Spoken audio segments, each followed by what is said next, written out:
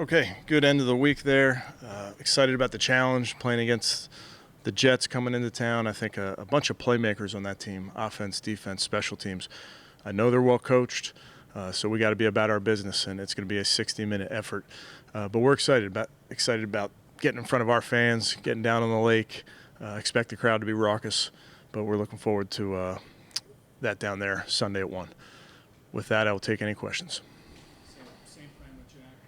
Yeah, same plan. Yeah, exactly. I think he's really, really close. We'll let the next 48 hours determine where we go. Darren, how much does the fact that you guys played Thursday night impact the decision whether or not to play Jack on Sunday? I think when he's ready, he's going to play, is probably the simplest way of putting it. Chris Hubbard, is it the illness that's Yes, him out? correct. Okay. And I didn't see Perry and Winfrey, and then Tony Phillips came out Yeah, late. Tony was out there. He was excused, and Perrion was disciplined. You can't No, go into any more detail. Well, is he going to play Sunday? not going to get any more detail.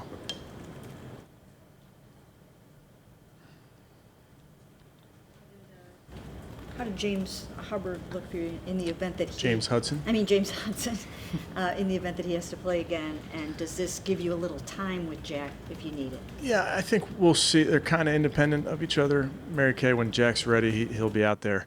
But James, I thought, acquitted himself well in game number 1. Was good in the run game. Was good in his pass pro when he had one-on-ones. He was pretty good.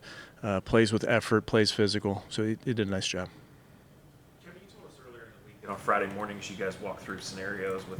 Is that in the meeting room or is that out on the field? It's more in the meeting room. We have a around the league tape that Carson Walsh puts together, does a really nice job, and watches every snap of every game. And it's just for us to learn situational awareness together. You know, it's a big thing that we talk about.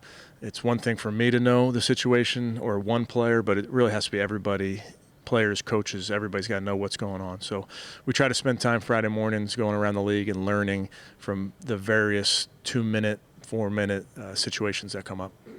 Kevin, all due respect on the Winfrey situation, will the discipline end with the game sitting for the game? I'm not going to get into the details. Yesterday, but we talked to Joe Thomas, he's going on the Legends, and he said he was so appreciative of you guys welcoming him back. Just what does it mean to have him on the field working with the guys? Yeah, I mean, I'm a huge fan of Joe, the person, unbelievable player, future Hall of Famer. For us not to use someone like that, we'd be crazy. So I've told him I'll put an office in here for him when he's ready. But the guys enjoy being around him. He's got the cred, obviously, just from being a great player. But he knows the game. He knows the position. So I think he's ultra helpful to those guys. What do you say about the office suggestion? He loves where he lives too much. You said that when some guys are on TikTok, Miles is journaling. Have you ever talked to Miles about how he does that?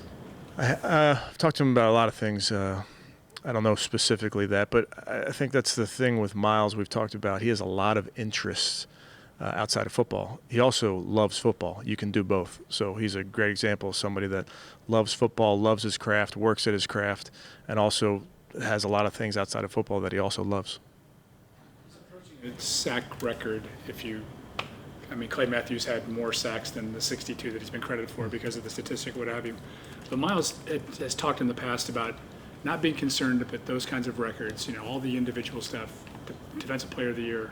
He'd love to make more Pro Bowls, but that's not his concentration anymore. Has he shared that with you on how it's kind of shifted for him in the last couple of years? Yeah, I don't know about the shift, but we've definitely talked about those type of things. And really my thing with all of our players is I want them to have individual success. We want them to set records at their position and whatever it is, but team success comes first. And I think Miles understands that. I think he understands this is the ultimate team game. It takes all 11 on defense, all 11 on offense, all 11 on special teams, and he understands the role he plays in that.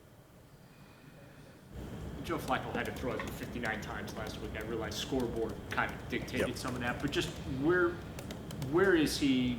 What are just your observations of him and the challenges he poses? He's been a thorn in this team's side for years. Yeah, I think he's still a great player. He can make every throw. Still has unbelievable arm talent. Makes great decisions. He sees it very clearly. So I think you have a pro who's really, really physically gifted. Look beyond the box score when it came to David and Joker, not just the 2 targets, but he was out there blocking. Just more of an emphasis to try to get him the football, or are you guys okay with where he's at? Yeah, well, I think the emphasis, like we just talked about, team game. We're going to try and win first, but then certainly Dave is a big part of our offense.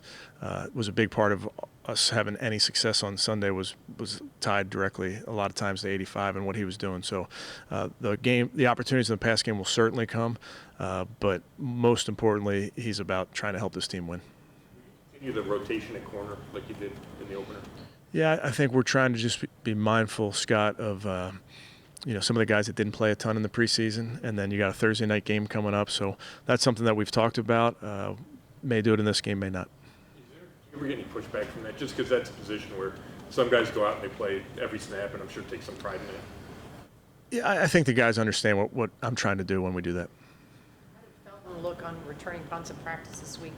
Are you sticking with him? Yeah, Dimitri did a nice job. He's got a lot of trust in him. Kevin, you've always been a fan of the Elves. Underscored by your hat today. Your thoughts about it being at midfield Sunday?